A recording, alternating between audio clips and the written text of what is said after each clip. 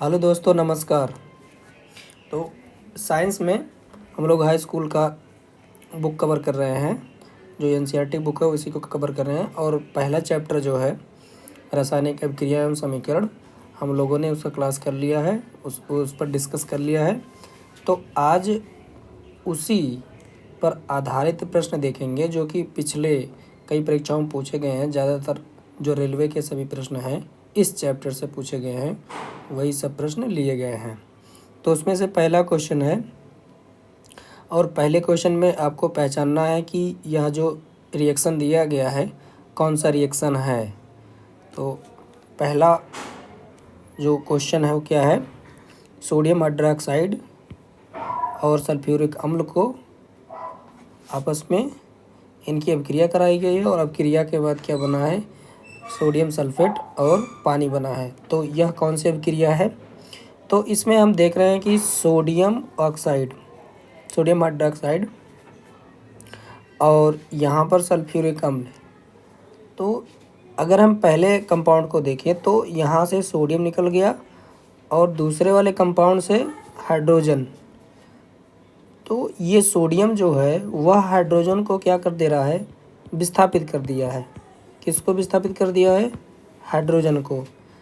तो जब हाइड्रोजन को विस्थापित कर देगा तो बन क्या जाएगा, Na2SO4 और बाकी जो यहाँ OH बचा हुआ है वह हाइड्रोजन के साथ जुड़ जाएगा तो बन जाएगा 2H2O। यानी यह जो अभिक्रिया है, यह कैसी अभिक्रिया है, यह एक द्विविस्थापन अभिक्रिया है। क्या है, द्विविस्थापन अभिक्रिया। और जो द्विविस्थापन अभिक्रिया है वह एक अवक्षेपण अभिक्रिया भी होती है, उसमें एक अवक्षेप का भी निर्माण होता है। यानी इसका आंसर क्या हो जाएगा, अवक्षेपण अभिक्रिया। अब देखते हैं रेडॉक्स अभिक्रिया क्या है। तो रेडॉक्स अभिक्रिया जो है वह जब ऑक्सीकरण यानी उपचयन और अपचयन दो अभिक्रियाएं एक ही रिएक्शन के अंतर्गत होता है तो उसे हम कौन सी अभिक्रिया कहते हैं, कौन सा रिएक्शन कहते हैं, रेडॉक्स अभिक्रिया कहते हैं। और उदासीनीकरण अभिक्रिया किसे कहते हैं। तो जब इसके बारे में डिस्कस हम लोग करेंगे अगले के क्लास में, जब हम लोग कवर करेंगे अम्ल, क्षार और लवण। अम्ल, क्षार और लवण, यह जो चैप्टर है इसी चैप्टर में उदासीनीकरण अभिक्रिया के बारे में बताया गया है। तो उदासीनीकरण अभिक्रिया जो होती है, जब अम्ल और क्षार अभिक्रिया करते हैं, जब अम्ल और क्षार आपस में अभिक्रिया करते हैं तो उसके उपरांत जो प्रोडक्ट बनता है वह लवण और जल बनता है।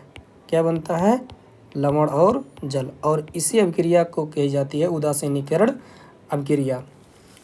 चलिए अगला क्वेश्चन देखते हैं। तो वायु की उपस्थिति में मैग्नीशियम को जलाने पर मैग्नीशियम ऑक्साइड बन रहा है, इसमें शामिल अभिक्रिया के प्रकार का चयन कीजिए। तो यह जो अभिक्रिया है कैसी अभिक्रिया होगी, ऑक्सीकरण अभिक्रिया या द्विविस्थापन अभिक्रिया या अपचयन अभिक्रिया या विस्थापन अभिक्रिया। तो जब मैग्नीशियम को जलाया जाएगा तो मैग्नीशियम ऑक्साइड बन रहा है, यानी मैग्नीशियम को जलाया गया तो ऑक्सीजन के साथ जलेगा, यानी बन जाएगा MgO, बैलेंस हो जाएगा 2MgO, यहाँ भी 2 हो जाएगा।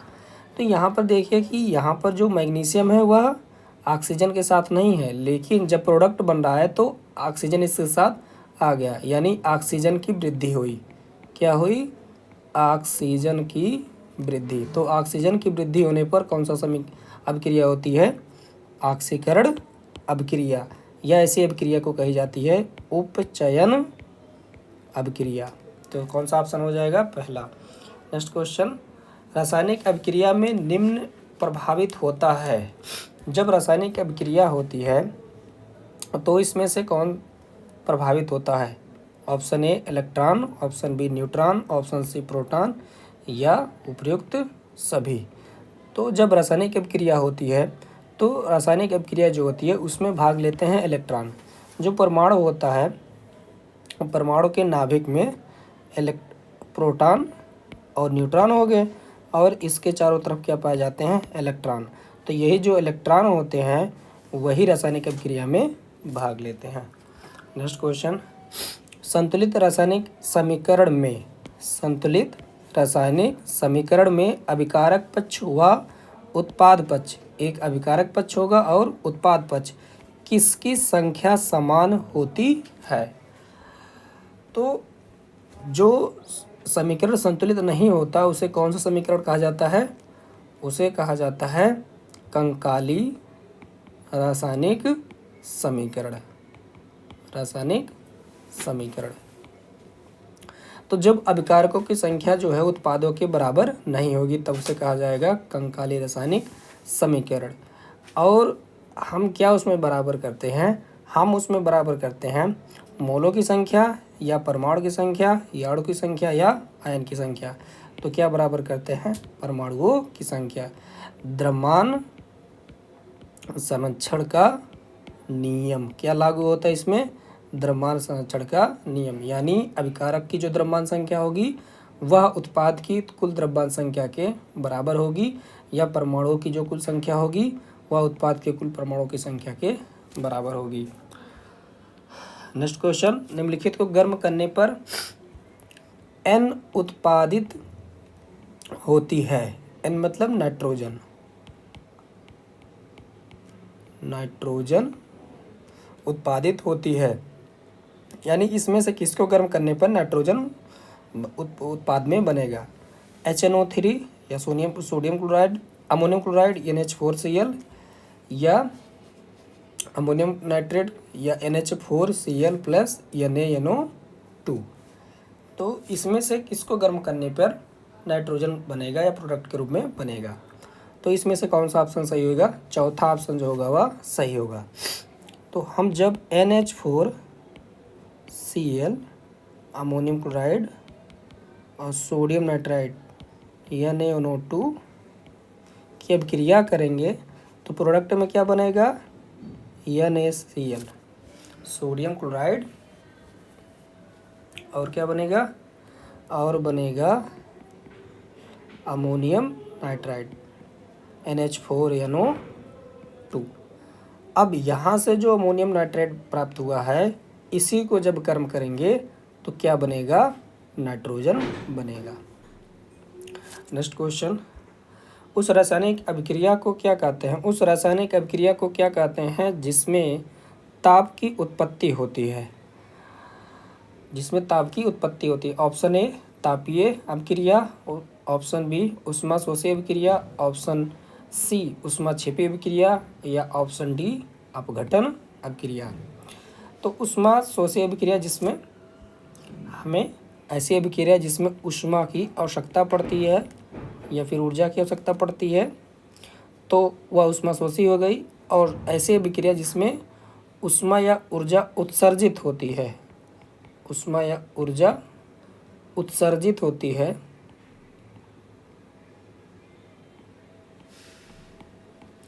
तो उस अभिक्रिया तो वैसी अभिक्रिया कैसी कहलाती है?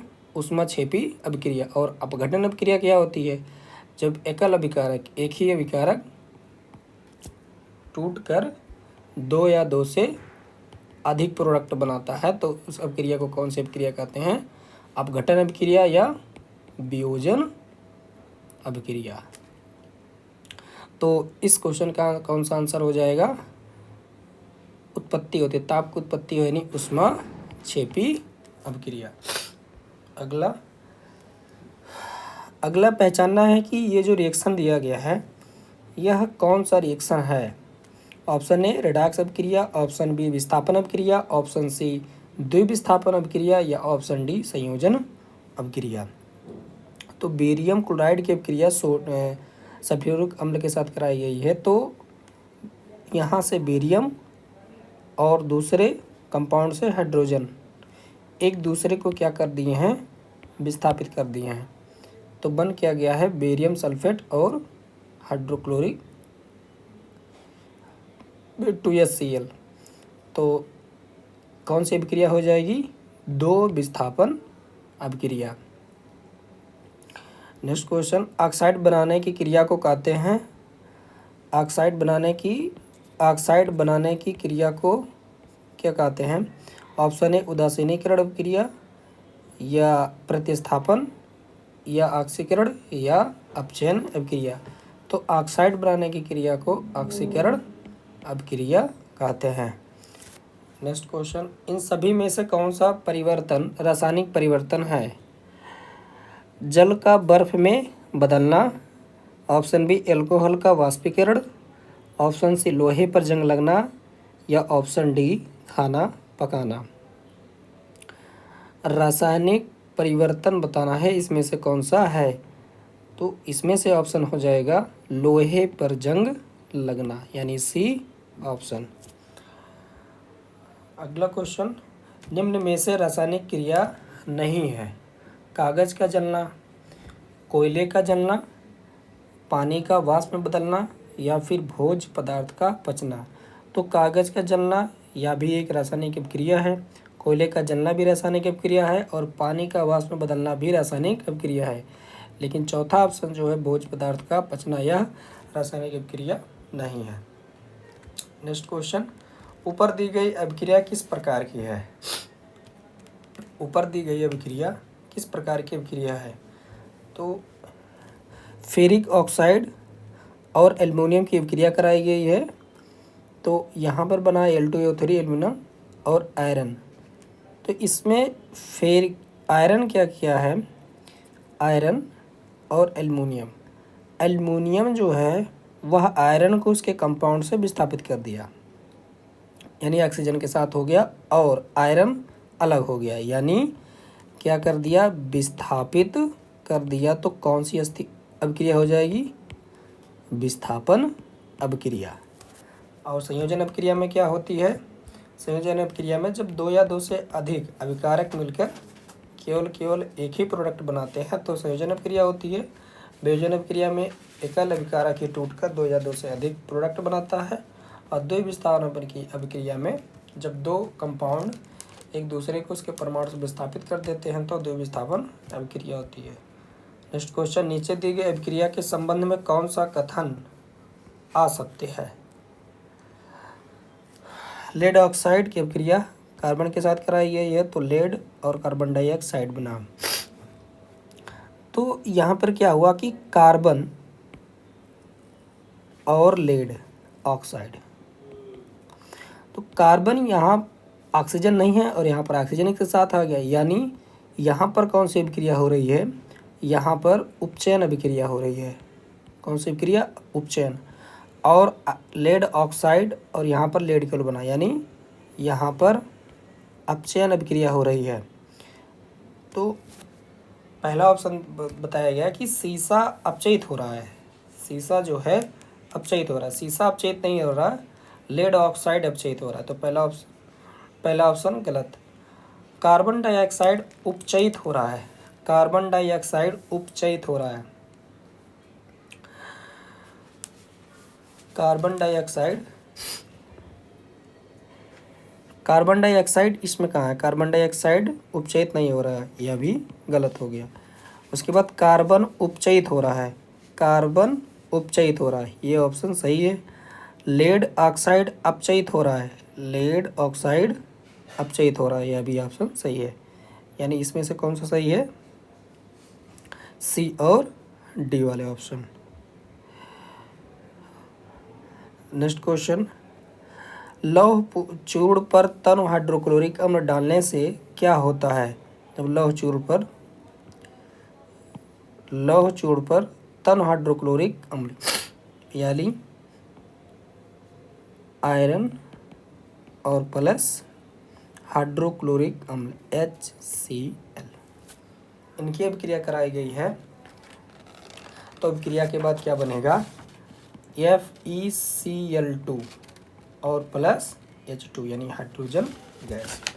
तो हमने देखा कि कह रहा है कि जब लौह चूर्ण पर तन हाइड्रोक्लोरिक अम्ल डालने से क्या होता है?